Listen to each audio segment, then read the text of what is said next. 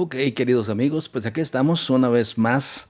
Les traemos aquí todo lo que es preguntas y respuestas del presidente López Obrador, Andrés Manuel López Obrador, hoy día, en agosto 29 del 2023. Así es que vamos a mirar la conferencia en la sección de preguntas y respuestas. Así es que vamos a darle con gusto. Ahí estamos, vamos. Pues vamos, adelante, vamos por acá. ¿Qué tal, presidente? Buen día. Carlos Guzmán, de 4 Media Telecomunicaciones, ABA Noticias Veracruz. Pues retomando este tema del ISSSTE, que es un tema muy escabroso, yo le puedo platicar que incluso esto que mencionaba de los cables, pues lo pueden ver en el hospital 20 de noviembre, donde en la librería, que tiene goteras, por cierto, se llevaron hasta el transformador que estaba ahí, pero bueno, es parte de lo que usted mencionaba. Sí me gustaría conocer de esto que mencionaba la señorita que maneja los dineros, del procurador, si hay exdirectivos, más bien exdirectores del ISSSTE involucrados en este fraude, finalmente se puede hablar fraude de la nación, ¿cuántos son y de qué monto serían? Así como también mencionaba por ahí la señorita la tienda del ISSSTE que se vendió, el espacio de Dr. Vertis. Hay una queja de los trabajadores de las tiendas de Superiste de que se están quedando sin tiendas. Esas tiendas eran muy buenas en cuanto al tema de precios. Es preguntarles qué va a pasar con estas tiendas. ¿Se van a vincular con Segalmex para el tema de los precios? Porque finalmente es unas tiendas que regularmente la gente acudía, incluso hasta había membresías hace muchísimos años para poder entrar a las tiendas. Si no tenías la membresía, eres trabajador, no podías comprar en las tiendas de Superiste o del IMSS. Son esos dos puntos. Y el tercero es preguntarle, aprovechando temas médicos, al maestro Zoé, si vio por ahí una nota que se publicó el día de ayer sobre el tema de una empresa vinculada supuestamente a Roberto Madrazo, que se le están dando contratos del IMSS para el tema de anestesia. Si nos puede comentar esos 3 temas, por favor. Bueno, ¿quién? ¿Tú pues? Con su permiso, presidente.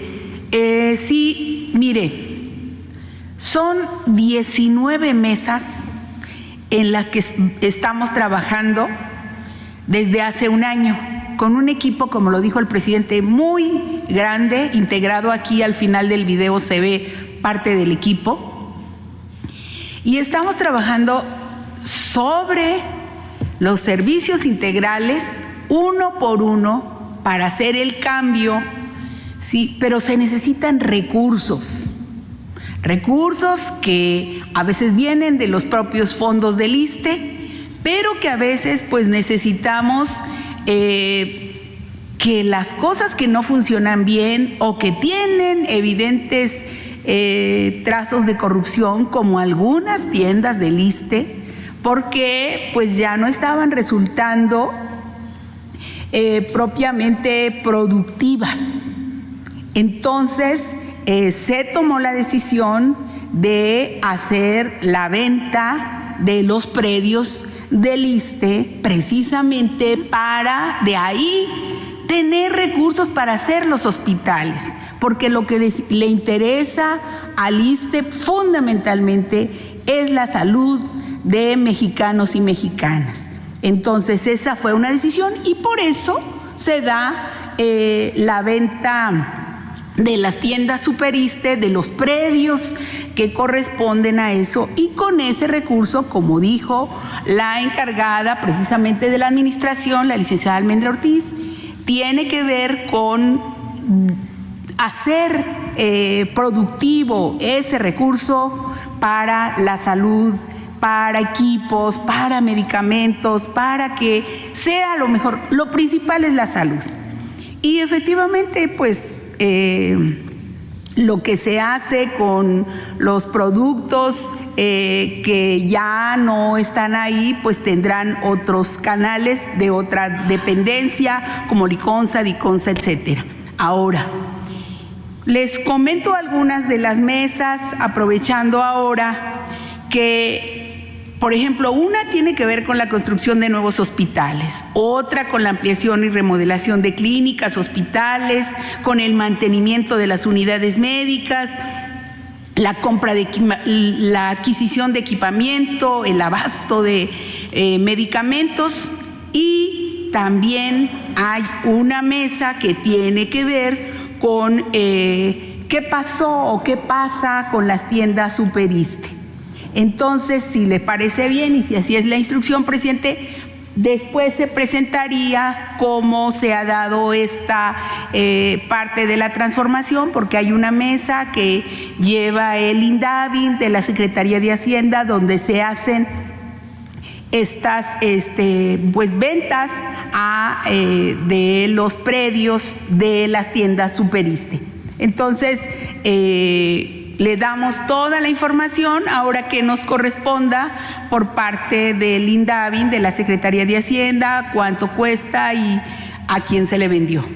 Y ya para aprovechar que está en el uso de la voz, secretaria, pues si nos, reiterándole la pregunta inicial, si nos puede mencionar si en estos fraudes de las pensiones hay involucrados algunos exdirectores del ISSSTE. Sí, mire, hay algunas investigaciones que se están haciendo, pero para hacer acusaciones, nosotros tenemos que tener siempre sustento, un sustento jurídico. Lo que se ha presentado aquí por parte del procurador fiscal es que ya están encaminadas y ya hay, digamos, presuntos responsables. Y en el caso de algunas otras investigaciones que se están haciendo, pues también llevan, digamos, a exservidores públicos, a altos exservidores públicos del ISSSTE.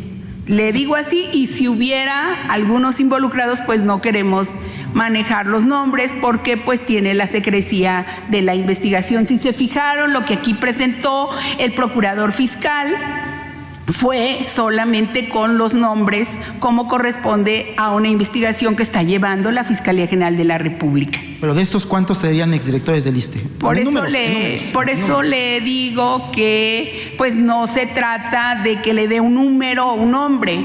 Cuando ya tenemos judicializados a los servidores públicos, pues algunos de ellos son altos servidores públicos de los que estaban aquí, pero no le puedo decir los cargos. No lo vamos a hacer. ¿De qué sexenios eran? Pues son de diferentes, esto viene de 12 años, estas investigaciones de los laudos que están haciendo, pues por lo menos, ¿sí? Pero miren, vean bien lo que aquí se dijo. Aquí se dijo que hay investigaciones de empresas cuyos dueños son ex servidores públicos. Aquí se dijo. ¿Quiénes son los exservidores públicos? Eso también no es una información solamente que tengamos. Hay exservidores públicos, dueños de empresas que se enriquecieron precisamente a costas de la salud de los trabajadores del Estado que tienen servicios en el ISSSTE. A ver, ustedes quieren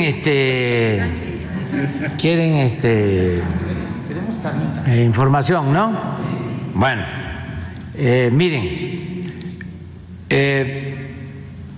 nosotros estamos haciendo investigaciones y cuando se tienen elementos, lo que se hace es que se presentan denuncias a la Fiscalía, que es un organismo autónomo, que es el que resuelve.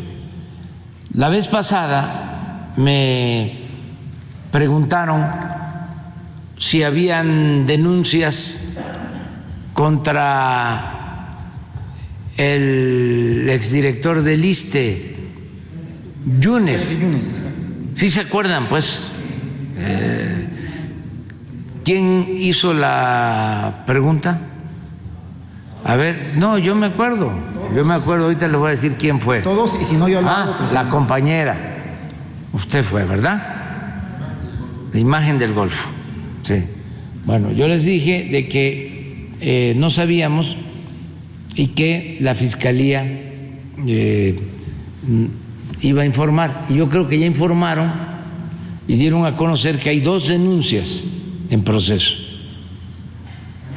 En el caso de el señor Yunes, pero yo sí quiero agregar que una vez aquí, hace poco, hablé del fraude de el 2006, de cuando impusieron a Calderón, cuando se robaron la presidencia, 2006, y sostuve que en ese fraude participó la maestra Elbester Gordillo, que incluso ella habló por teléfono a varios gobernadores, hasta el día de la elección habló por teléfono con el que era gobernador de Tamaulipas, que por cierto acaba de salir de la cárcel, sí, Eugenio. Hay constancia de todo esto. Y sostuve que en premio,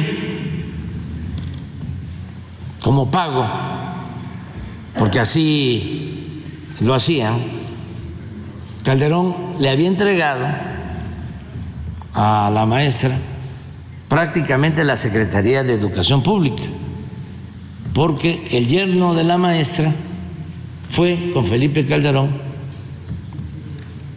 el subsecretario de Educación Básica.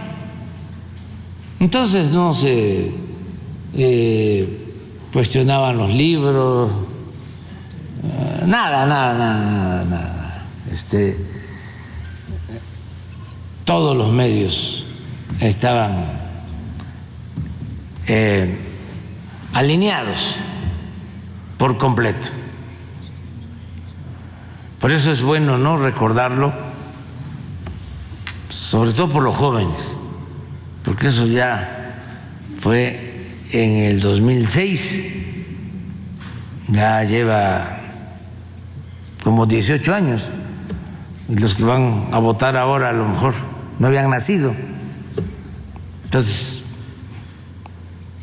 ya quisieran que yo no hablara de eso, pero ¿cómo no vamos a estar refrescando la memoria? Bueno, entonces le entregan a la maestra en pago, Felipe Calderón, la Secretaría de Educación Pública, porque su yerno ocupa la subsecretaría de Educación Pública, le entregan la Lotería Nacional y le entregan el ISSSTE, que ella a su vez se lo pasa a Yunes. Así está la historia. Entonces, pasa el tiempo y se pelean Yunes y la maestra. La maestra dice que Yunes lo traicionó, y así como se peleó Salinas con Zedillo. Y Salinas habla de que Zedillo lo traicionó, porque Salinas lo puso y Zedillo se le volteó. Por eso cuando se habla de mafias, de poder, pues no se deben de alarmar, porque ¿cómo se le llama eso? Ajustes de cuenta, coartadas, son asuntos así, de ese tipo. Suele pasar que cuando arriba, como era antes, se reparte mal el botín, hay motín. Entonces, porque no hay ideales, no hay principios, es el poder por el poder. Y no hay lealtades. Esa es una falsedad. Las lealtades a las personas en política suelen ser de mentira y caen en el servilismo, en la abyección. Cuando alguien tiene un cargo, todos ahí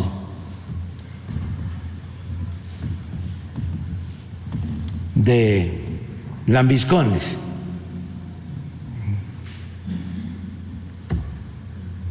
¿Qué horas son? Las que usted quiera que sean, señor. Pero cuando ya no se tiene el cargo, ya no hay lealtad.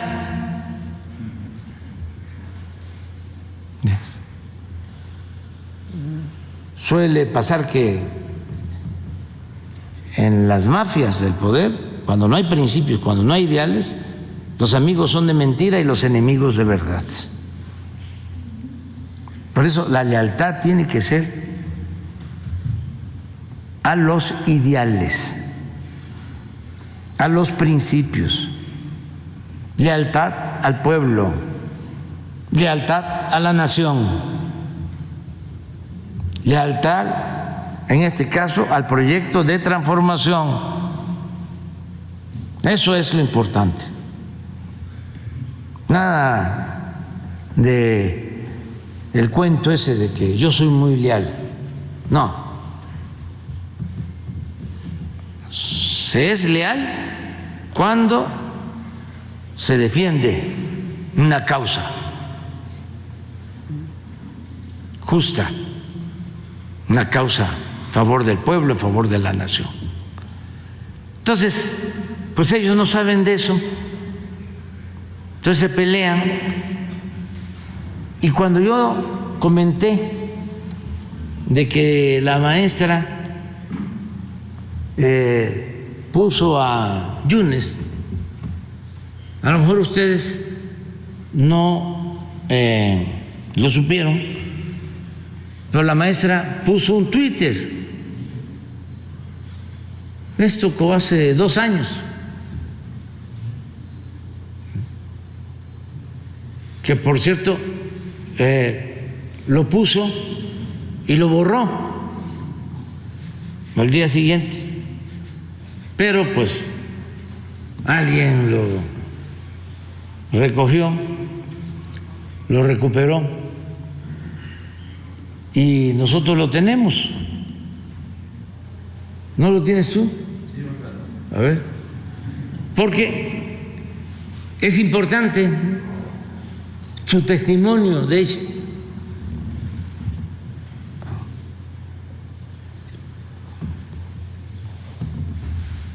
Porque no es el que plantea que no es cierto que ella haya recomendado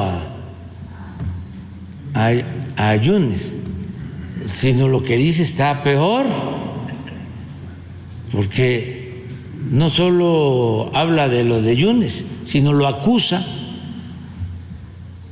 a Yunes, porque ustedes querían eso, ¿no? O sea, ni siquiera somos nosotros, o sea, es la maestra. O sea, López Dóriga y todos los que trabajan en Fórmula, ¿no?, van a buscar a la maestra para entrevistarla, seguramente. Pero yo nada más voy a poner lo que la maestra sostuvo.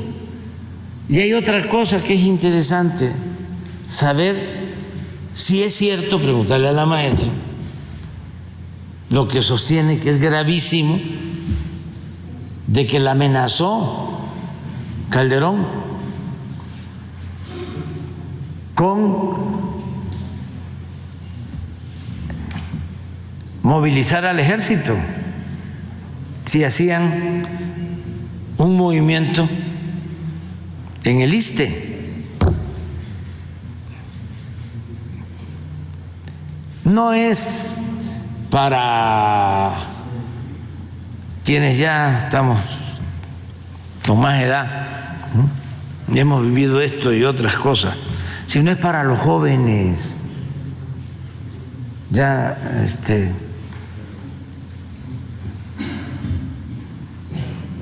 ya sabemos los que hemos vivido más tiempo, pero miren lo que puso la maestra y luego borró, no sé por qué razón, pero ya quedó ahí.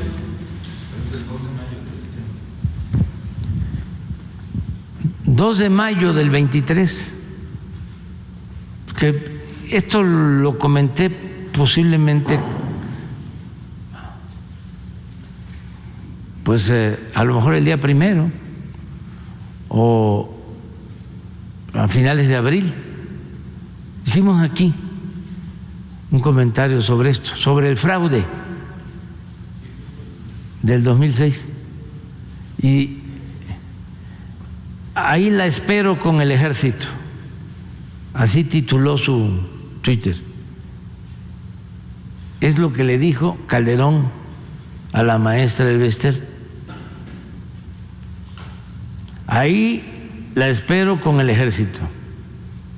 Dice la maestra, esa fue la respuesta del entonces presidente de México, Felipe Calderón, cuando le dije que las y los maestros de México nos oponíamos a que Miguel Ángel Yunes continuara. Yo no sostuve de que lo sostuvo.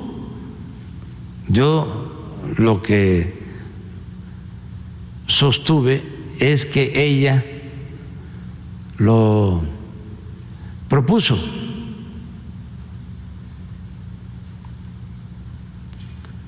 Cuando le dije que las y los maestros de México nos oponíamos a que Miguel Ángel Yunes continuara como titular del ISSSTE,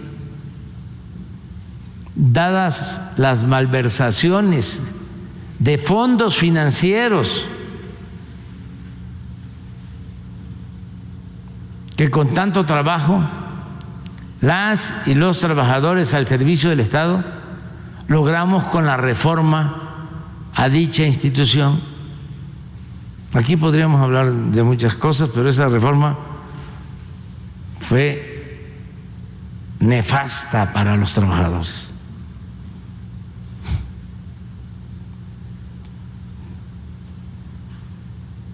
Porque significó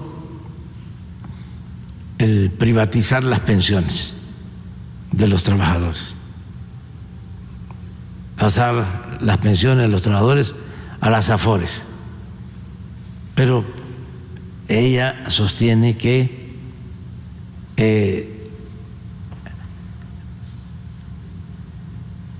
habían obtenido fondos por eso.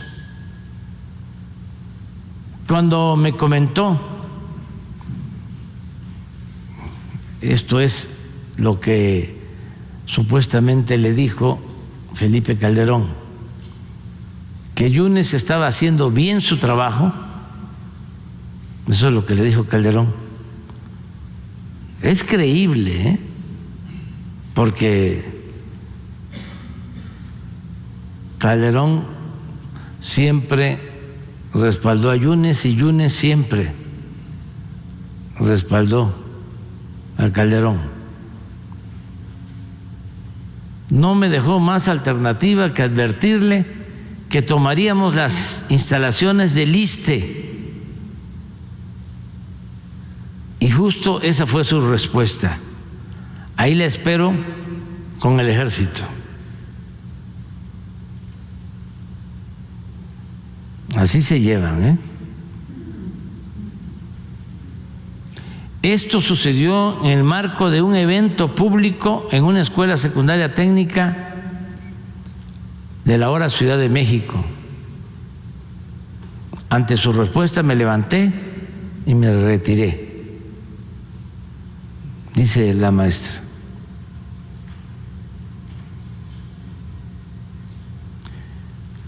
Recordemos que la elección y remoción del director del ISSSTE compete única y exclusivamente al titular del Ejecutivo Federal, eso ya se sabe, y no a una servidora, también se sabe. Por ello, en relación a las declaraciones hechas por el presidente Andrés Manuel López Obrador el pasado, ahí está, 28 de abril, que hablamos de eso, del presente año, sobre mi persona y la gestión del señor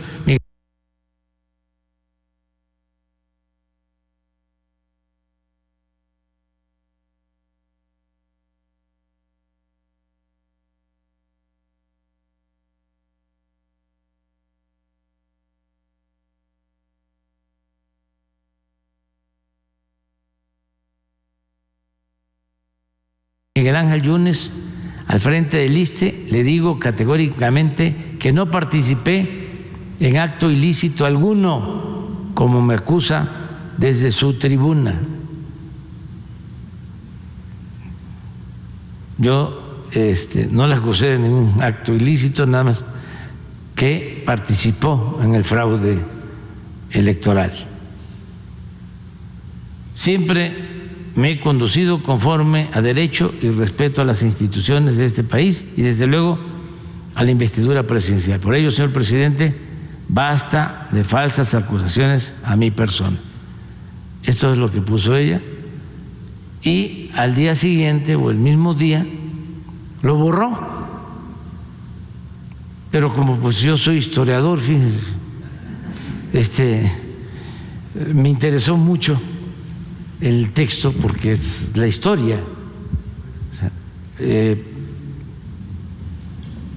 Ahora yo les hago una pregunta.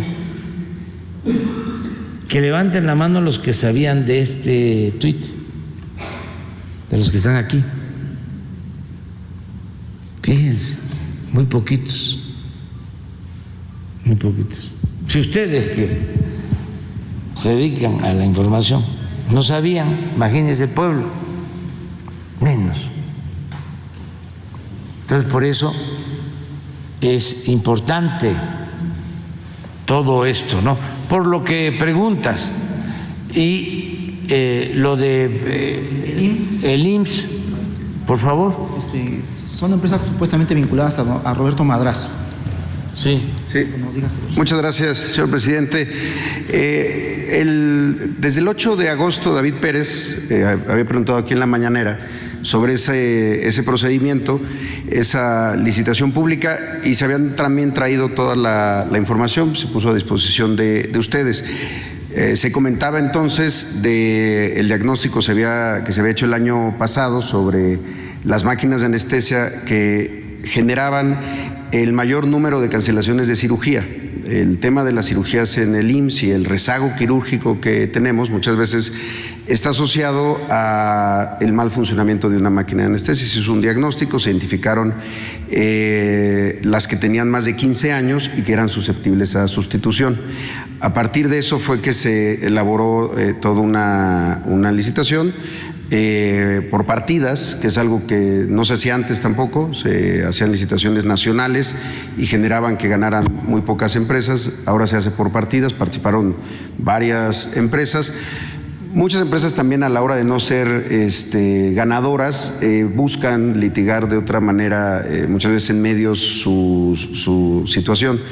En el caso de las que son ganadoras, en ninguno de los dos hay una vinculación de relación de ninguna naturaleza, ni con el señor Madrazo, ni las empresas asociadas a su grupo. Hay un informe del testigo social de la Secretaría de la Función Pública sobre todo este procedimiento. También se había hablado de que otra de las empresas estaba inhabilitada, tampoco estaba inhabilitada. Entonces, no, el procedimiento ocurrió así, y lo que nos va a permitir pues es incrementar el número de cirugías con estas nuevas máquinas, y además lo que contempla la contratación respecto al mantenimiento correctivo, preventivo y algunos bienes de consumo, para que estén siempre en óptimo estado. Una cosa bien importante sobre este asunto, que tenemos una responsabilidad todas las instituciones de atención médica. Los anestésicos son medicamentos controlados que deben de tener siempre, estamos obligados a darles toda la trazabilidad. Estas nuevas máquinas tienen monitores que permiten saber cuánto se está usando de cada anestésico en cada intervención quirúrgica, evitando pues también el robo hormiga de este tipo de medicamentos que son muy delicados y por eso tienen un establecimiento de control y una obligación de nosotros por hacerlo así. Gracias. Y ya muy rápido, presidente, preguntarle de lo que usted decía ayer de la Suprema Corte de Justicia de la Nación. Hubo sesión el día de ayer, la ministra Norma Piña, no sé si Jesús o alguien de comunicación le pasó lo que dijo la ministra ayer, que justamente se adelantó usted en alguna medida al tema. Mencionaba de que ellos van a hacer uso, obviamente, de lo que está en la Constitución, si no mal recuerdo, el artículo 134, que obliga a que el Estado, al Poder Judicial, debe tener recursos suficientes, así decía, palabras más, palabras menos, la ministra ayer, para que se pueda efectuar correctamente sus labores. Usted hablaba, y le pido si me equivoco que me desmienta, de que incluso la Suprema Corte podría violar, o el Poder Judicial podría violar la Constitución para asegurarse un presupuesto. Ya en la tarde, Nacho Mier, el presidente Jucopo, los que van en Cámara de Diputados, que van a hacerlo el tema del presupuesto, hablaba en el tema. Pero sí me gustaría su opinión al respecto de esta declaración que da, después de lo que usted dijo aquí en la matutina, la ministra Norma Piña. Muchas gracias. Bueno, es que ya es mucho el cinismo. Quiero contextualizar aquí en este pasaje, para los que no lo han visto, el día de ayer hubo una junta de emergencia, o antier, algo así, que me parece que fue ayer, en la Suprema Corte de Justicia, porque quieren todos los 80 y tantos mil pesos para el siguiente año. Para los que no vieron el canal donde estaba la junta que llamaron de emergencia, y es lo que el reportero está preguntando ahorita, para los que no vieron lo de ayer. Así que nomás contextualizo lo que pasó ayer en la Suprema Corte de Justicia, en la junta que llamaron de emergencia, a todos. Y por eso es que ahorita el presidente va a explicar eso, por eso el reportero le preguntó, para los que no sabían de eso. Así es que continuamos con la explicación del presidente. De los ministros de la Corte, no quiero generalizar, pero de la mayoría, y en este caso de la presidenta. Por eso son predecibles, aunque la Constitución establece de que ningún servidor público puede ganar más que el presidente, ellos ganan más que el presidente, violan la Constitución con argucias legaloides. Entonces, ayer que me preguntan sobre el presupuesto del Poder Judicial, yo explico que el Poder Ejecutivo que represento no puede hacer ninguna modificación porque se trata de otro poder, se trata del Poder Judicial, que es independiente, que es autónomo, que lo que se hace, también está establecido en la ley, es que el Poder Judicial envía su presupuesto a la Secretaría de Hacienda y la Secretaría de Hacienda envía el presupuesto completo, incluido el del Poder Judicial, sin ninguna modificación, porque no tiene facultad para eso. No es como el caso del presupuesto del Ejecutivo, donde sí la Secretaría de Hacienda puede hacer cambios a lo que solicita una secretaría. Le puede decir estás pidiendo más o no te va a alcanzar para el proyecto y se hacen ajustes. O la misma Secretaría de Hacienda, que tiene que ver también con los ingresos, le puede decir a una secretaría o a todo el gobierno que tiene que ver con el Ejecutivo de que el techo financiero, porque no se van a aumentar impuestos en términos reales, porque no va a aumentar el precio de las gasolinas, porque va a continuar la austeridad, es de tanto, se fija de acuerdo a lo que se estima va a crecer la economía, de acuerdo a lo que se estima se va a recaudar. Eso es lo que puede hacer el Ejecutivo y ya contempla, tiene un estimado de lo que puedan mandar los órganos autónomos. Entonces, el conjunto se envía a la Cámara de Diputados, se envían la ley de ingresos para que se tengan los recursos y se pueda financiar el presupuesto, y se envía también el presupuesto anual. Se aprueba primero la ley de ingresos y luego se tiene que aprobar el presupuesto. En la ley de ingresos interviene, de acuerdo a la Constitución, el Senado y la Cámara de Diputados.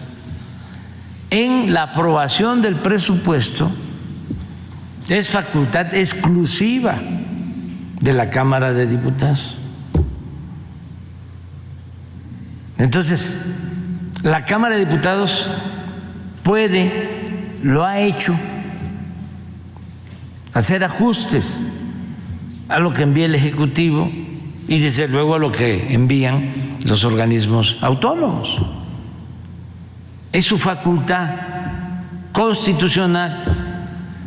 Pero ayer dije que era tanta la prepotencia y el cinismo en el Poder Judicial que eran capaces de no respetar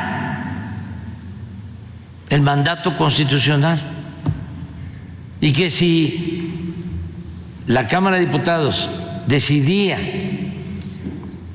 una reducción a su presupuesto, que dicho sea de paso está excedido, no es que les haga falta, tienen de más, porque además del presupuesto tiene un fideicomiso de 20,000 millones de pesos. Creo que están solicitando como 80,000 millones. 84,000. Pero aparte de eso, tienen 20,000. Bueno, sí, porque se va incrementando.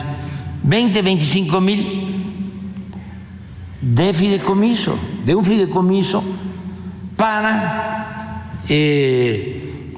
tener reservas y financiar todos sus excesos. El presidente tiene un fondo de 3,000 millones de pesos para restaurar sus casas. Sí, para todo eso. Entonces, yo dije ayer, no me va a extrañar que no respeten la Constitución, porque a ese extremo están llegando con el respaldo de los oligarcas y de los corruptos, porque ellos representan a una minoría rapaz, ellos no representan al pueblo. No hay nada que hagan a favor del pueblo. Están ahí para defender los intereses de los grupos de poder económico. Para eso están, y es muy claro con esto que hicieron, que hizo un ministro con lo de los libros de texto, que por cierto, aprovecho para informar y agradecer a todas las autoridades, a maestros, a padres de familia, porque se entregaron los libros, o están en las escuelas ya distribuyéndose los libros en 30 estados. Solo 2 no entregaron libros, 2 estados, Chihuahua y Coahuila, porque la gobernadora de Chihuahua y el gobernador de Coahuila presentaron controversias constitucionales y un ministro que está bien asociado con potentados decidió resolver que no se distribuyeran los libros mediante un amparo, una suspensión. Este señor ministro Aguilar, sí, al mismo tiempo que este señor Aguilar, porque eso nos los informó el procurador fiscal, yo ni lo sabía, pero aquí se informó de que guardan en su escritorio un expediente en donde una empresa está en litigio porque no quieren pagar 25,000 millones de pesos de impuestos. Y este ministro, que tardó 3 días, así,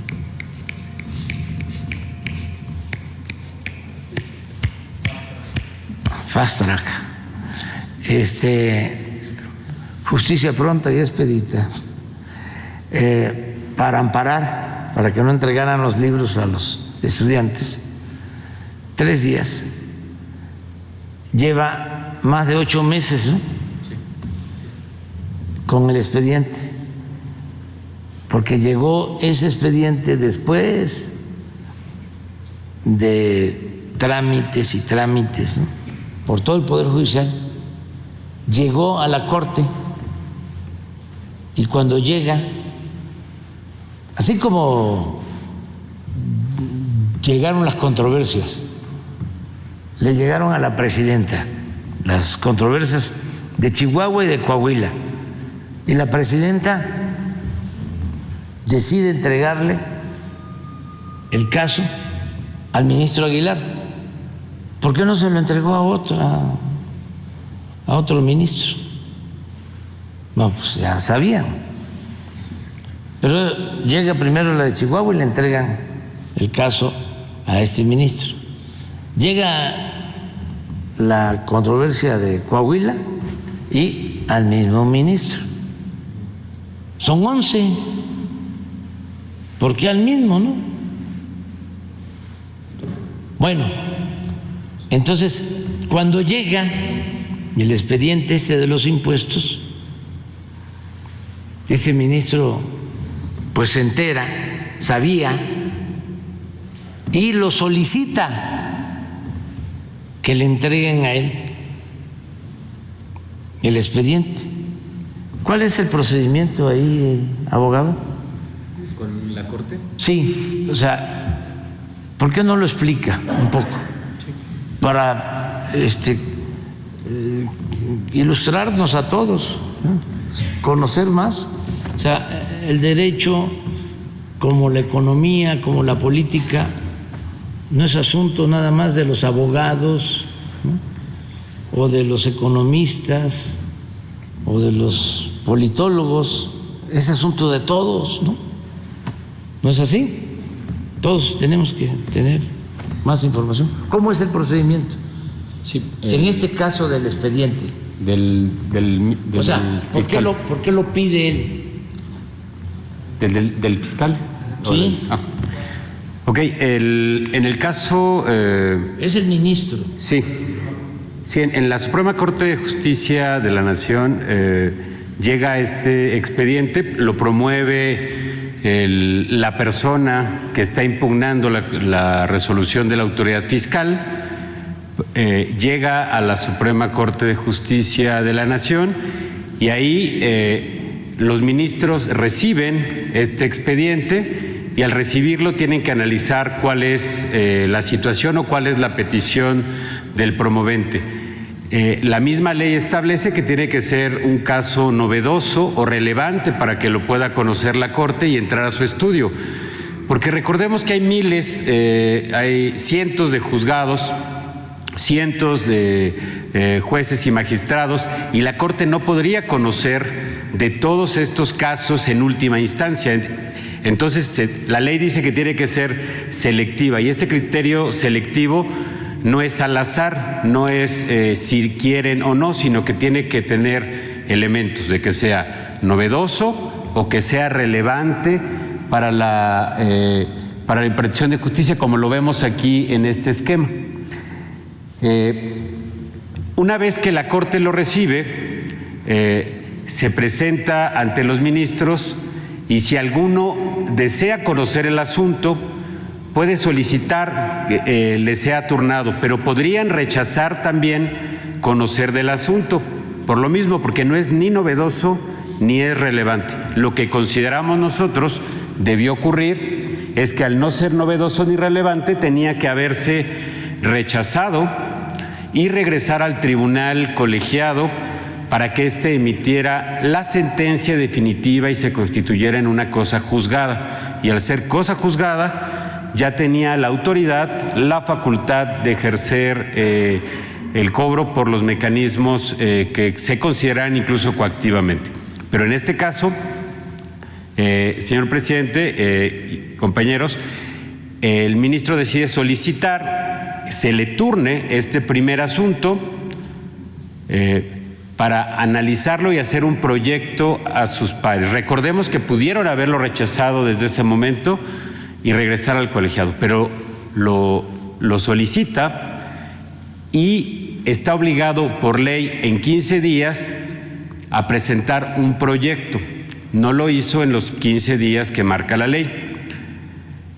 Meses después presentó un proyecto mismo que retiró. Esto no se informó, señor presidente, en la mañanera pasada, pero presentó un proyecto, lo enlistó, en el que originalmente, si mal no recuerdo, rechazaba el recurso y lo regresaba al colegiado, pero lo bajó. Y después ingresaron 2 recursos más, tampoco se ahondó en ello en la mañanera pasada, y también solicitó el turno de estos 2. Suman 3 asuntos que están en la ponencia del ministro, pero el que originalmente motivó y el que tiene estos 8 meses desde que le fue asignado, pues es este que abordamos en la mañanera, señor presidente. Ya aprendimos, ¿va? Siempre se aprende, siempre. Entonces, ojalá y resuelva en un sentido o en otro, pero que no guarde ahí el expediente. No le estamos diciendo, porque también no se debe de malinterpretar, de que resuelva a favor, no, a favor de la hacienda pública, no, que resuelva de conformidad con la ley y con apego a la justicia. Eso es lo que le estamos pidiendo. Es llevar a la práctica lo que decían los buenos abogados de la época liberal. Al margen de la ley, nada. Por encima de la ley, nadie. Y esto aplica para todos. Por eso, si los vigilantes de que se cumpla la Constitución la violan,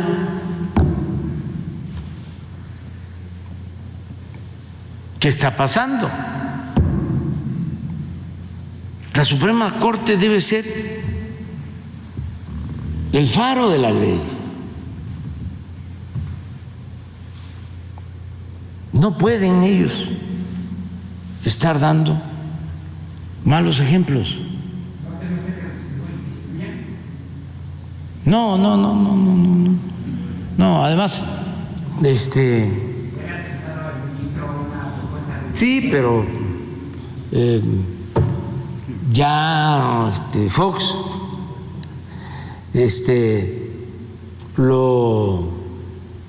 lo intentó y con la complicidad precisamente de la Corte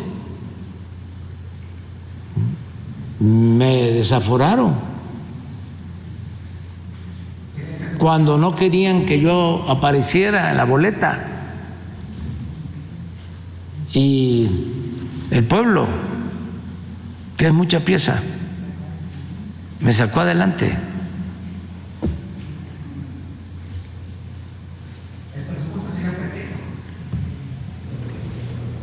No, porque no depende de mí.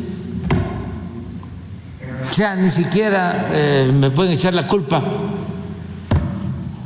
de que yo les recorté el presupuesto, porque es facultad del Congreso y además yo voy a enviar su presupuesto y sí tengo que andar con cuidado porque muy truculentos, y no creo que por decir esto también me vayan a sancionar, porque puedo probarlo de que son truculentos. Bueno, lo estoy probando, que no es un acto tramposo el mantener ahí un expediente.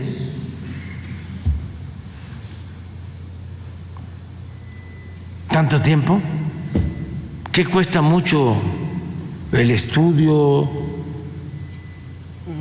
Cuesta mucho trabajo, ¿no? Analizar el caso y resolver. Porque también la gente debe saber de que no es nada más el ministro. Cada uno de ellos tiene, no sé, como 10 proyectistas. ¿Cómo está eso, abogado? A ver, ¿cuánto tiene un ministro de apoyo? ¿Cuántos elementos tiene? Bueno, cada ministro tiene una ponencia y en la ponencia hay abogados, hay un coordinador de ponencia y hay abogados que les ayudan a analizar cada uno de los asuntos y a proyectar las sentencias o las resoluciones o desechamientos que tienen. Este ministro, es decir, ¿cuántos abogados tiene? No lo tengo en este momento. ¿Puedo? ¿Cuánto estima usted que tenga? No tengo el número preciso, licenciado, pero ahorita lo corroboro y lo informo en unos minutos. Decimos, ¿no? Sí. Porque no es uno. No, tiene un equipo completo. Su ponencia tiene un equipo que analiza todos los asuntos que les sean turnados. Sí. Bueno, Pero consigo el número preciso y se lo informo, licenciado. Sí. A ver si le atinamos, dicen que como 40. 50. ¿Cómo no van a poder resolver sobre un proyecto, ¿no? En 8 meses? Está raro, ¿verdad? Pero bueno.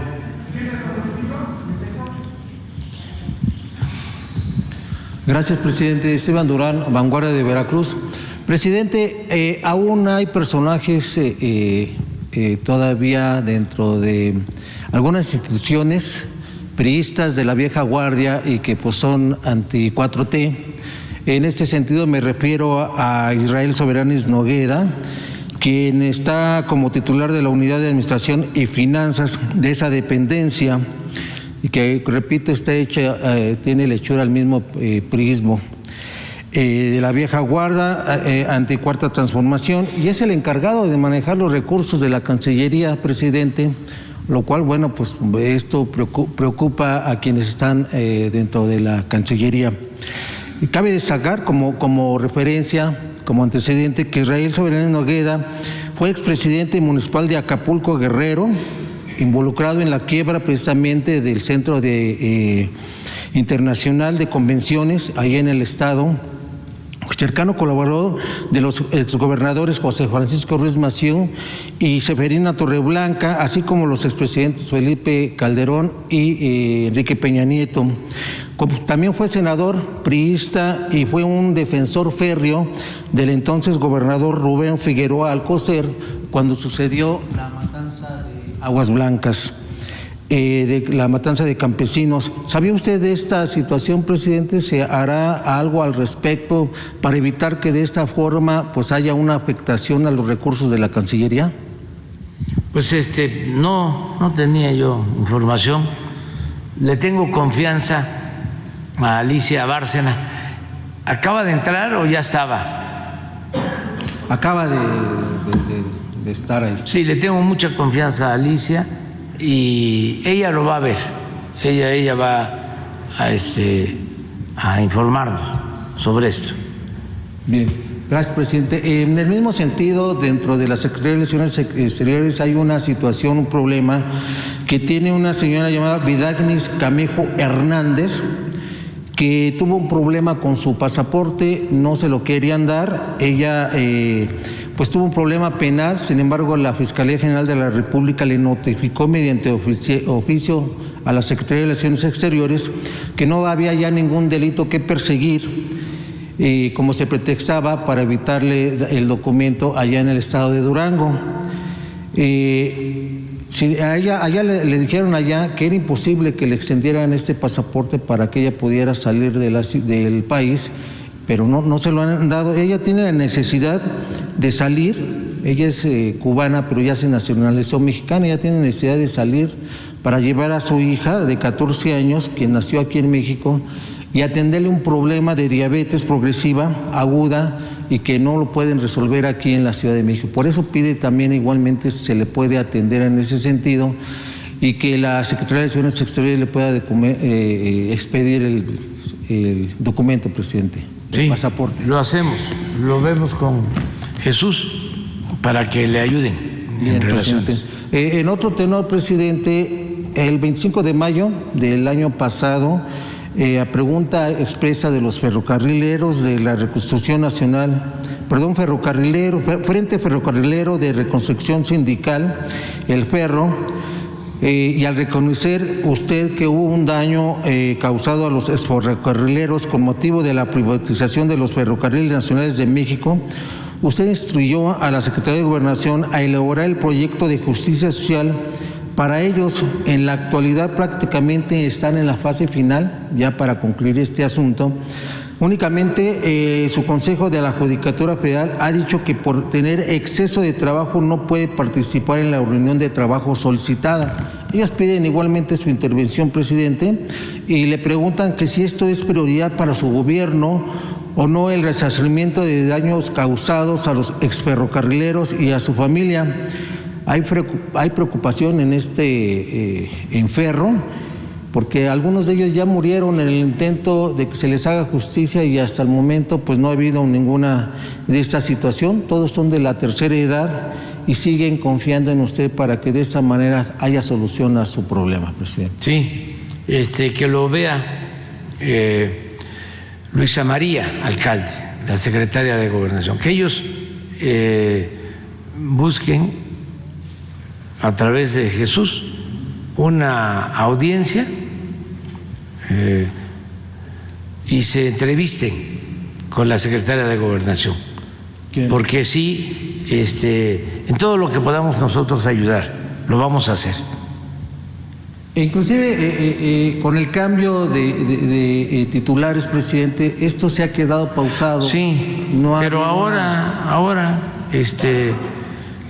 además, Luisa María viene de la Secretaría del Trabajo, tiene mucha sensibilidad y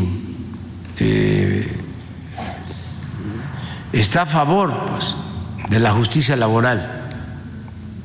Tiene convicciones, como también la han tenido y la tienen quienes trabajan en nuestro gobierno. Mucho respeto a la gente y atender sus denuncias, más cuando son víctimas de injusticias. Entonces, sí, que se vea. La única limitante es nuestra posibilidad económica, porque es muchísimo el rezago. Son 36 años de abandono. Esto que estamos viendo en el ISSSTE. Se dedicaron nada más a saquear. Entonces dejaron en el suelo, tirado, todo el sistema de salud, pero así quedó todo. Despidieron a miles de trabajadores. No les reconocieron sus derechos. Estamos hablando de electricistas, de mineros, de ferrocarrileros. Todo el proceso de privatización dejó una cauda de injusticias. Hay muchísima gente y esto con trabajadores, pero lo mismo pasó en el campo, con despojos. Acuérdense que Salinas modificó el artículo 27 constitucional. Nadie se había atrevido a tanto como estos tecnócratas. Pusieron las tierras ejidales, la propiedad social al mercado. Entonces, también campesinos despojados por todos lados, que tenían sus parcelas y ahora son peones o tuvieron que irse a buscar trabajo del otro lado de la frontera. Muchísimas injusticias. Entonces, nosotros vamos a seguir diario o permanentemente estamos haciendo justicia. Por ejemplo, lo de Mexicana, lo mismo con los campesinos, con los indígenas, con los yaquis, constantemente, hasta donde podemos, evitar desalojos, injusticias. Por eso también es muy importante que continúe la transformación, porque sí se ha avanzado y hay cosas que van a quedar funcionando, operando, lo que tiene que ver con la salud, el compromiso es dejar funcionando todo el sistema de salud. Pero hay otras demandas del pueblo que van a quedar pendientes, en proceso. Por eso hay que pensar en seguir apoyando la transformación, en que continúe la transformación, que no regresen los que condujeron al país al despeñadero, los que llevaron a México a la desigualdad, al empobrecimiento de nuestro pueblo, al saqueo de los bienes de la nación. Que ya no regrese la corrupción, cero corrupción, cero impunidad, que haya una auténtica democracia. Entonces hay que seguir adelante, pero todo esto que tú planteas en el caso de los ferrocarrileros sí lo podemos atender. ¿Estaría garantizado que alguno de ellos todavía en activo podrían trabajar con la reapertura de las nuevas vías férreas? Acabo de estar en el Istmo, donde nació Vallejo, y ahí hay un movimiento de ferrocarrileros de ese entonces, de gente que trabajó con Demetrio Vallejo, que estuvo con Demetrio Vallejo, y también familiares, sus hijos, porque llega uno a Matías Romero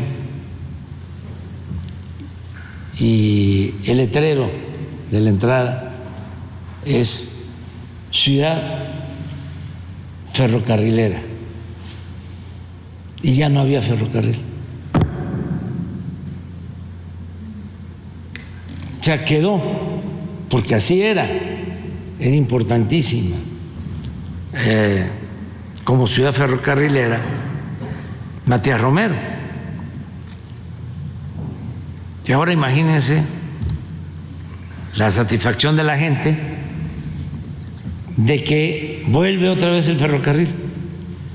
Y ahora sí, de nuevo, Matías Romero, donde estuvo Demetrio Vallejo luchando por los trabajadores, ahora de nuevo, ciudad ferrocarrilera.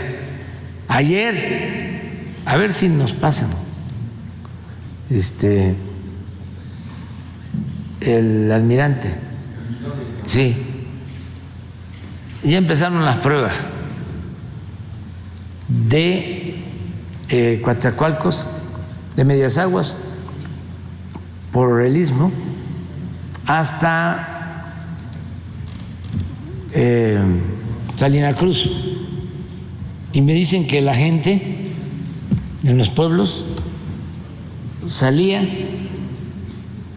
a aplaudir el paso del tren, porque ya no pasaba el tren desde el tiempo en que Zedillo privatizó los ferrocarriles. Hoy están probando las vías, pero miren la gente, los que tienen más edad saben la importancia del tren.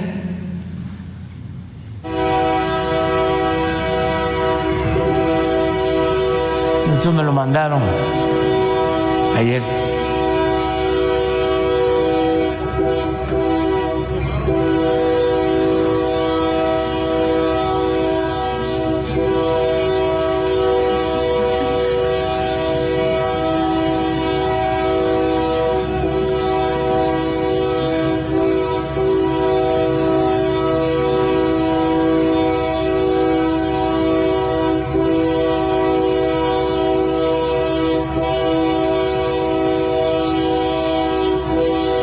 Todavía son los primeros. Hay un paso ahí que se llama Oreja de Conejo, que es un cañón que está cañón.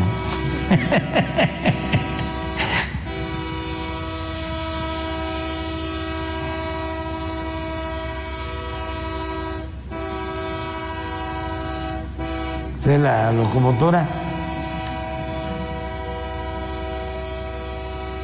y van a ver, ya se ve cómo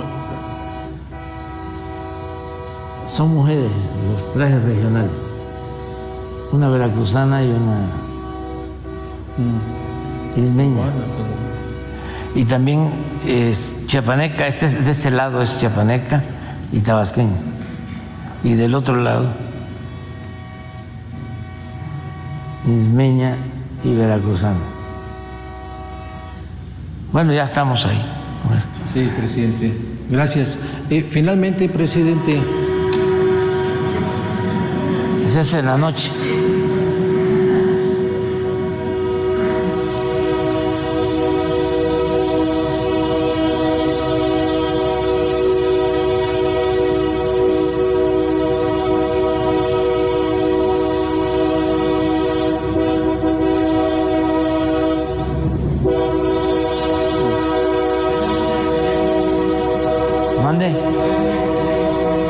Sí. Sí, no, esta ya se tenía, pero no completa. O sea, se tenía ya se había recuperado de Salina Cruz a Medias Aguas, pero de Medias Aguas a Coatzacoalcos sí estaba concesionada a Grupo México, aun cuando se había establecido con anterioridad por ser el istmo de Tehuantepec, tenía que considerarse como una línea de protección del Estado por cuestiones de soberanía, por el istmo. Sin embargo, habían entregado la concesión. Entonces se rescató la concesión, se llegó a un acuerdo y ya se tiene todo el istmo. Ya se recuperó eso. Sí, finalmente, presidente, trabajadores de Luz y Fuerza, quienes fueron despedidos en el sexenio de Calderón, le reconocen pues que usted haya cumplido, que no quedaría ninguna obra inconclusa en su administración, como lo es el Tren Maya, el AIFA, Dos Bocas.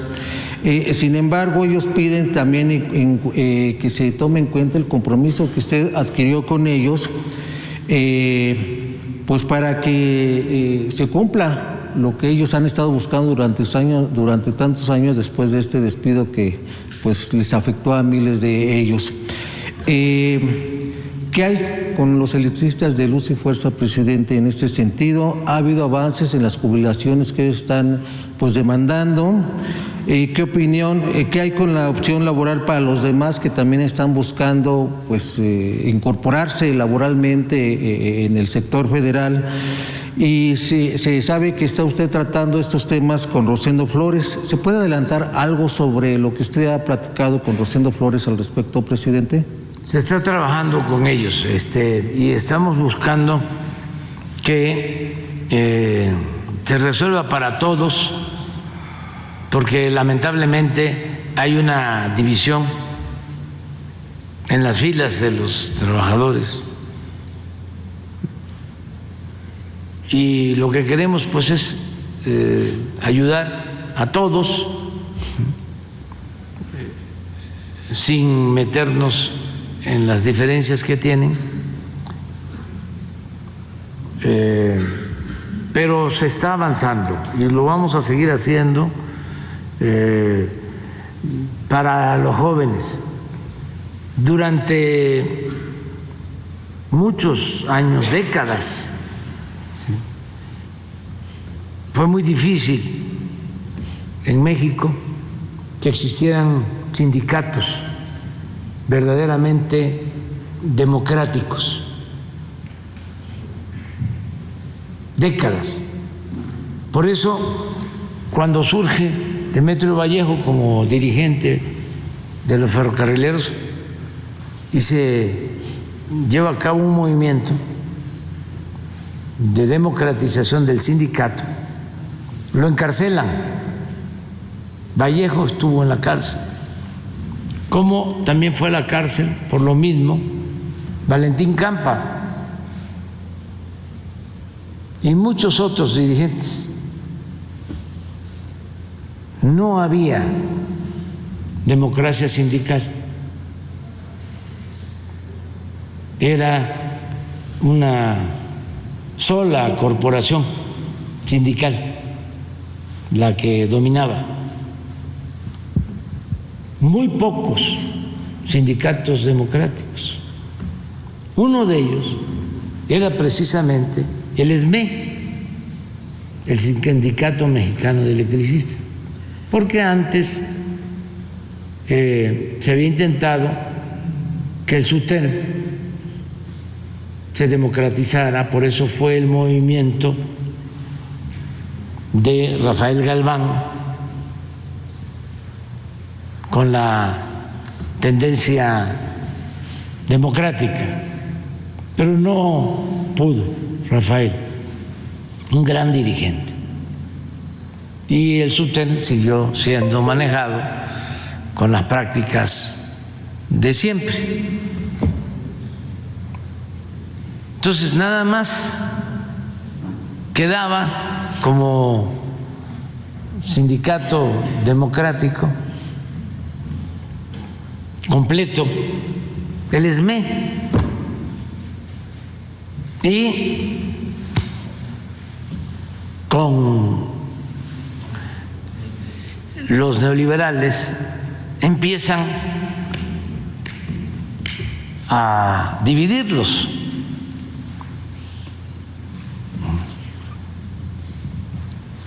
Era un sindicato en donde se elegía de manera democrática a sus dirigentes, no había charrismo sindical.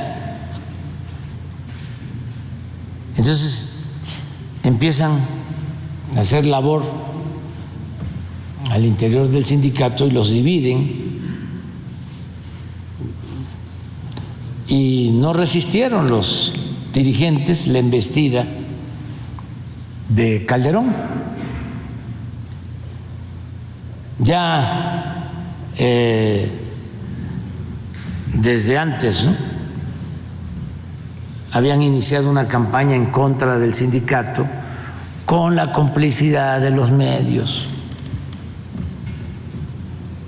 Lo mismo, hablando de que eran malos trabajadores, que le costaban mucho al erario,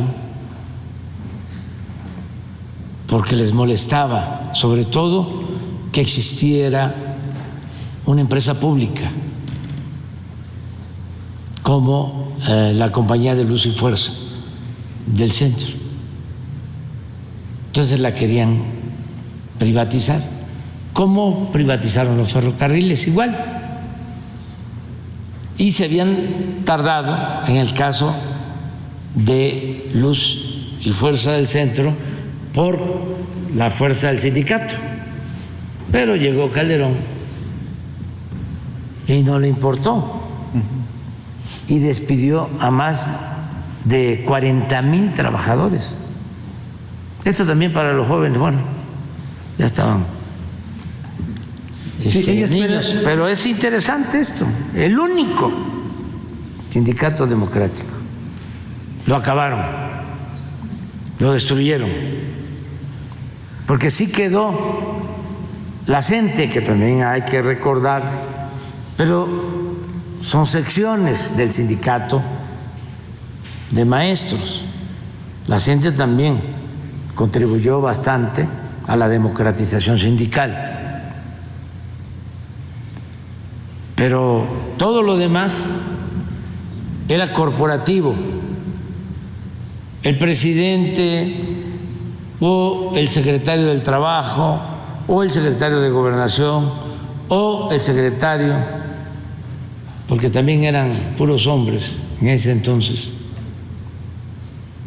de Educación, eran los que imponían a los líderes.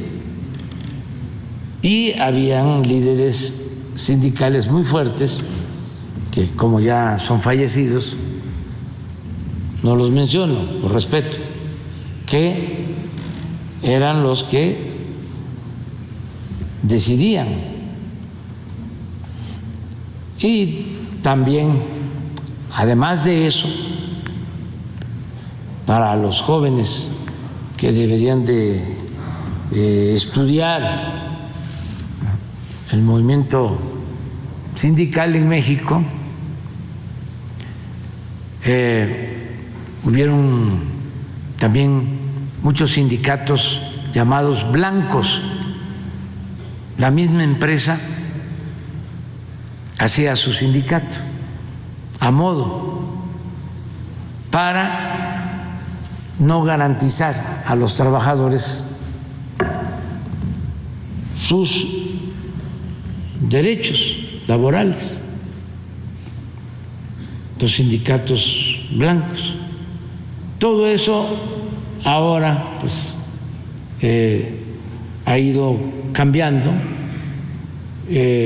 Ya por ley tiene que haber elecciones limpias, libres, directas. Los trabajadores tienen que elegir a sus dirigentes, e incluso para la revisión de los contratos colectivos se tiene que consultar a los trabajadores. Antes firmaban los contratos los líderes, los trabajadores ni se enteraban. Entonces todo eso han significado avances. Por ejemplo, no se pagaba el reparto de utilidades a los trabajadores. Ahora el incremento al reparto de utilidades ha sido sustancial. Podemos presentarles un día lo que se ha incrementado el reparto de utilidades, lo que reciben ahora los trabajadores. Ellos esperan la misma suerte que ocurrió con los trabajadores de Mexicana, presidente, sí, para que de esta manera ya quede finiquitada su situación. Sí, vamos a seguir. Jesús me ayuda en esto, me está ayudando en hablar con los trabajadores electricistas, en hablar con ellos. Ya hemos avanzado con el Seguro Social. Se les dio seguridad social a todos, a los trabajadores electricistas. Sí, los electricistas tienen acceso a la seguridad social. Pero faltan cosas y a lo mejor pueden faltar otros trabajadores. Bien, presidente, gracias. Pobladores de Palma Sola, allá en el municipio de Alta Lucero, en Veracruz, quieren ver si hay la posibilidad de revisar las tarifas, si haya una reducción allí en lo que es la zona de influencia de la planta Laguna Verde. Ellos han demandado durante mucho tiempo pues que haya esta regulación de tarifas, se les hace muy excesivo y piden que a ver si la Federación les puede ayudar y la CFE también para que cuenten con una tarifa más económica. Gracias, presidente. Muy bien. Con el licenciado Bartlett lo vemos. Miren, le atinamos. 50 abogados. Tú también. 50 abogados tiene cada ministro. Más personal de apoyo administrativo. Pero tienen 50 abogados.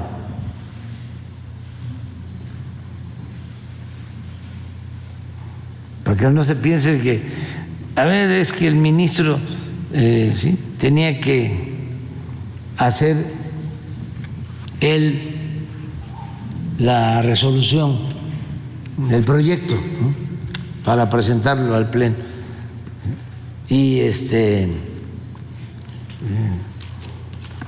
tenía que dedicarle una semana completa, ¿no?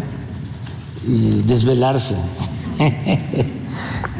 y estar consultando leyes y derecho comparado con lo que sucede en otros países y códigos y todo, ¿no? Tesis, jurisprudencias, etcétera, etcétera, etcétera. Muy bien. Bueno, vámonos a desayunar porque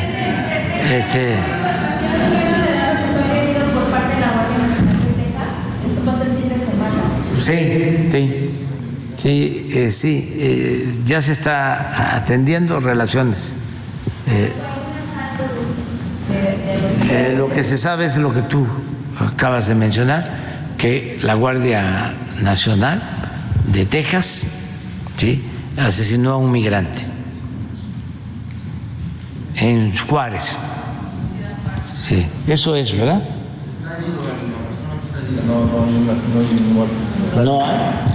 ¿Hubo un incidente y se está investigando si fue un asalto o fue una caravana de migrantes? Se consultó al alcalde de Ciudad Juárez, ¿Cómo? se consultó al alcalde de Ciudad Juárez, pero dice que no tiene ninguna información por eso. No, pero sí se está haciendo la investigación con la Cancillería. Nosotros informamos, ¿sí? Y también, afortunadamente, es muy probable que lo que se difundió en redes sociales sobre un posible presunto secuestro de un hijo de un exgobernador de Morelos no sea cierto, y lo deseamos que no sea cierto. ¿Sí? Presidente, en los estados de oposición que finalmente se entregaron los libros. Por ejemplo, en Querétaro creo que se entregaron también cuadernillos, apoyos. Sí, pero lo importante, y hay que agradecer, que en 30 estados los gobernadores ayudaron para que se entregaran los libros. Y si se van a entregar cuadernillos complementarios, pues eso es hasta bueno. Los mismos maestros lo recomiendan. No solo los libros, que se tengan los libros de texto es muy importante porque es lo básico. ¿Sí? Pero si se pueden tener libros de consulta o otros cuadernillos también. ¿Y en el Estado de México entonces finalmente prevaleció esto de que solo el amparo? Sí, así es, porque se habló con el gobernador. ¿Se acuerdan que aquí mencionamos que habían dos criterios?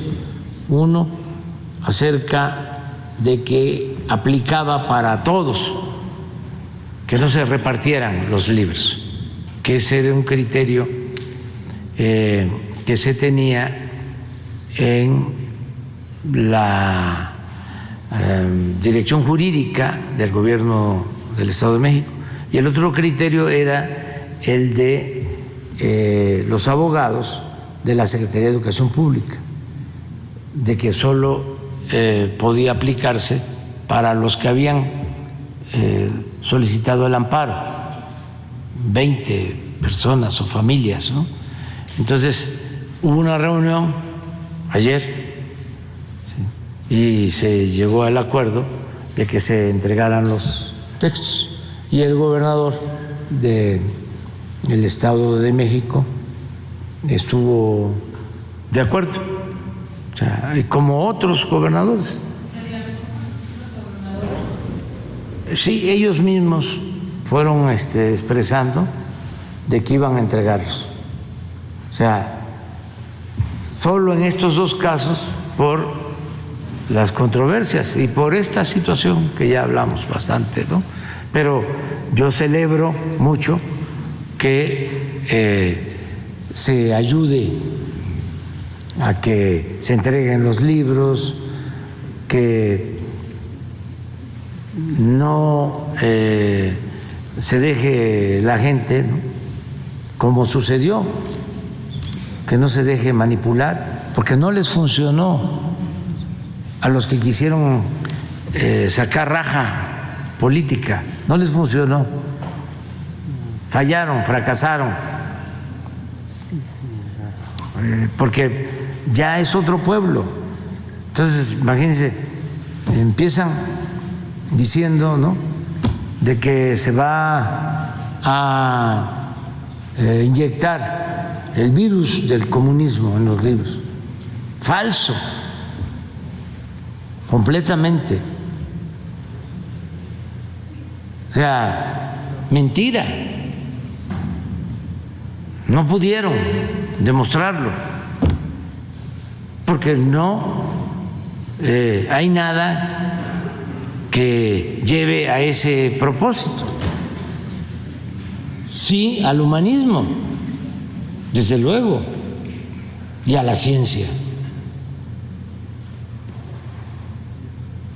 Entonces, muy tendenciosos quisieron, ¿no?, espantar con eso. No les funcionó, porque no es nada más de gritar. Es que se tiene que argumentar, no es descalificar, es presentar pruebas y mucho menos arrancar hojas como lo propuso el presidente del PAN y quemar libros. Imagínense lo que es regresar a los libros prohibidos. Son muy retrógradas. Pero bueno, vivimos en un país libre y que sigan su camino los retrógradas, los fachos, hasta los progres, buena ondita, porque está como para que Jesús, ya ahora no porque nos vamos al desayuno, pero que pongas el manifiesto, porque les debería dar pena, porque hay gente ahí firmando que yo los tenía pues en otro concepto, lo de los libros de texto, y resultaron como torquemadas, o sea, de la Santa Inquisición, pero se la dan de progresistas, de liberales. Entonces, a ver si mañana, ¿no? Sí, para que queden también ahí, porque luego ni se entera la gente, ¿no? Y siguen engañando de que son progres. Entonces, agradecer mucho, agradecer bastante esto, fue muy importante. Y luego se fueron ya por la cuestión de la diversidad sexual. Como no pudieron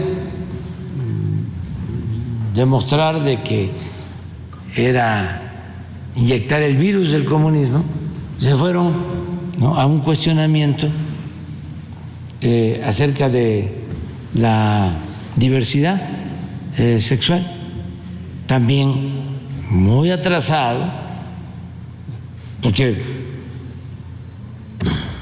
estamos hablando de libros de secundaria que tienen que ver con la información que deben de tener las muchachas, los muchachos, los jóvenes. Pues, ¿cómo no vamos a tener formación? Son cosas fundamentales, pues. Hay que informar y hay que respetar. A mí no me gusta la palabra tolerancia, me gusta la palabra respeto.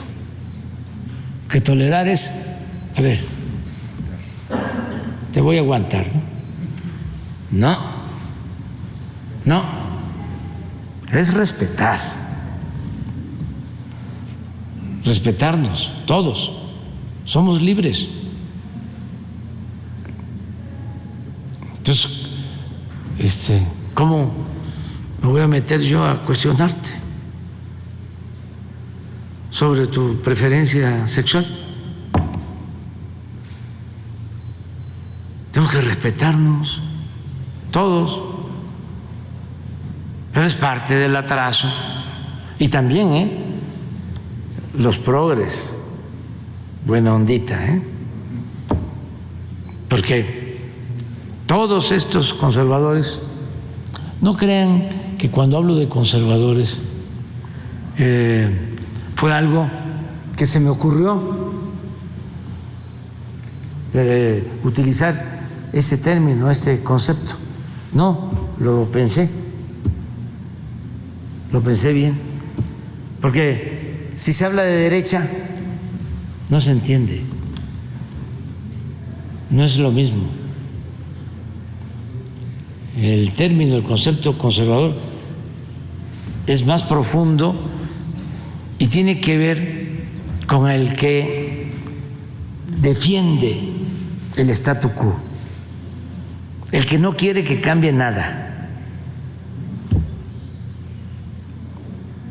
Y desde luego es defender pues privilegios. Por eso son conservadores.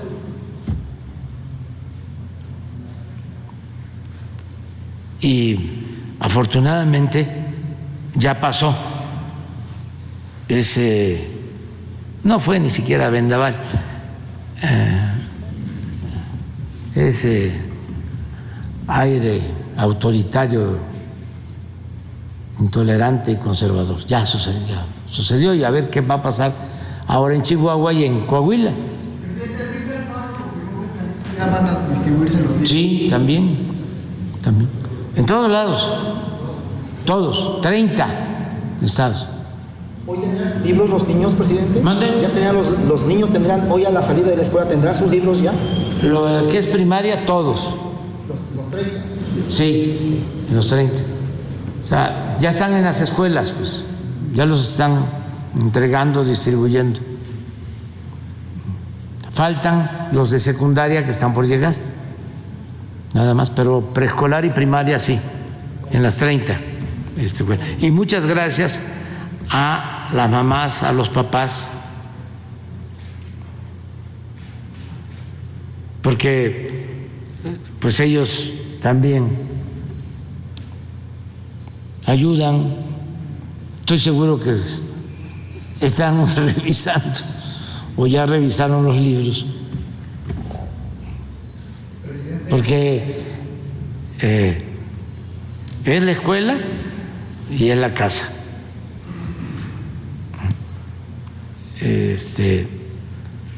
Las mamás, los papás que ayudan a los niños en las tareas, a las niñas en las tareas.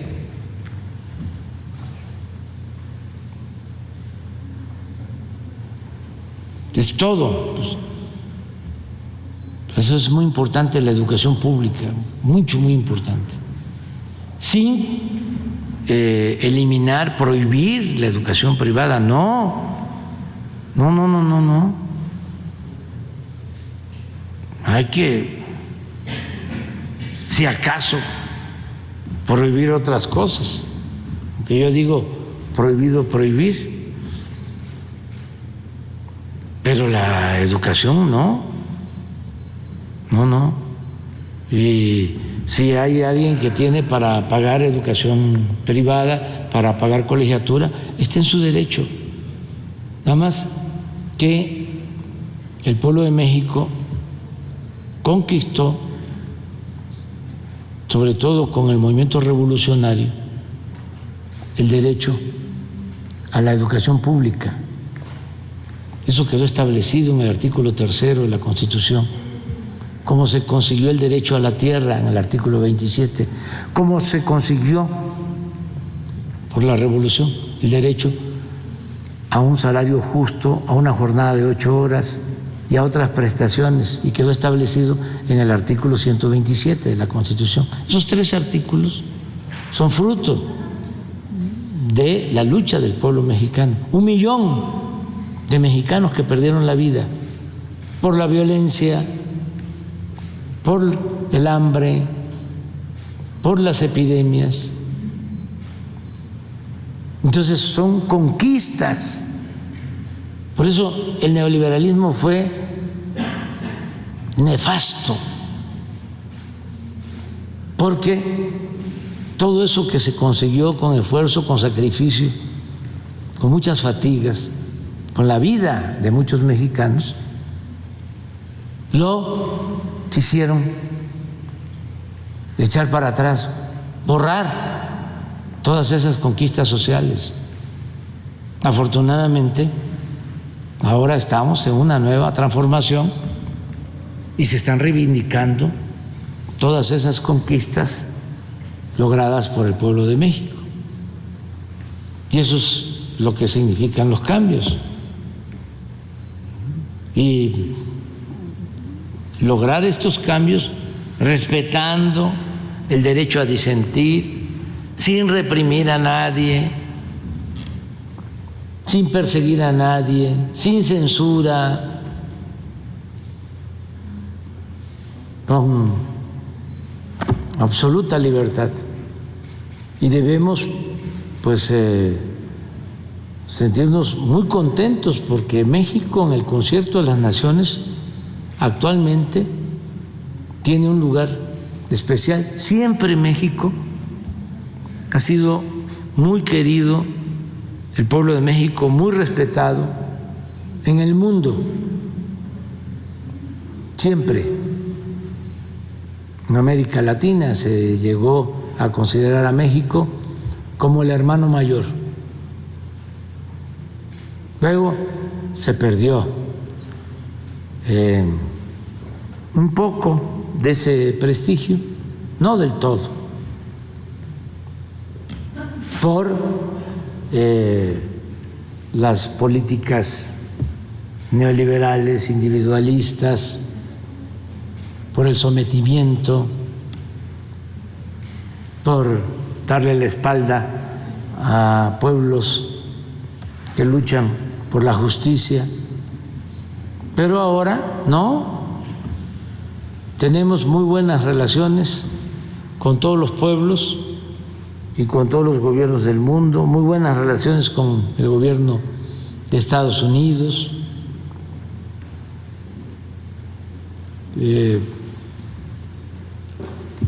Logramos, ahora estaba viendo que están amenazando con cerrar fronteras los precandidatos en Estados Unidos, con sanciones, pero es por la temporada, no pasa nada. ¿Y saben por qué? Además de que ya se logró que se respete a México, hacer valer nuestra independencia, nuestra soberanía. También en Estados Unidos están actuando con más respeto hacia México las autoridades. Acuérdense que siempre hablo de que el presidente Biden sostiene que nuestra relación se da en un pie de igualdad, entre iguales, y somos vecinos, buenos vecinos. Hay una política de buena vecindad y hay algo también importante: son muchos los mexicanos que trabajan, que viven en Estados Unidos, que trabajan honradamente, viven en Estados Unidos. 24, 25 millones de mexicanos, sea de origen mexicano o nacidos aquí que se fueron a Estados Unidos, muchos. Y nuestra relación económica comercial pues es importantísima. Por eso cuando se habla de aranceles pues no está tan fácil, porque nos complementamos, nos necesitamos mutuamente. Si se cierra la frontera, pues no es que se va a perjudicar a México, nada más, también se perjudica a Estados Unidos. Si no se construyen, no se fabrican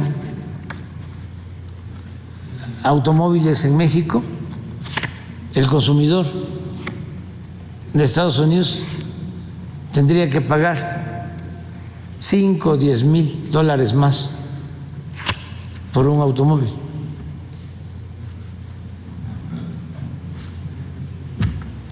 Por poner un ejemplo. Entonces, vamos muy bien y sin olvidar dos cosas, ¿no? Primero, que la mejor política exterior es la interior, que no podemos ser candil de la calle y oscuridad de la casa. Eso primero. Y lo segundo es que por el bien de todos, primero los pobres. Y ahora sí, vámonos a desayunar.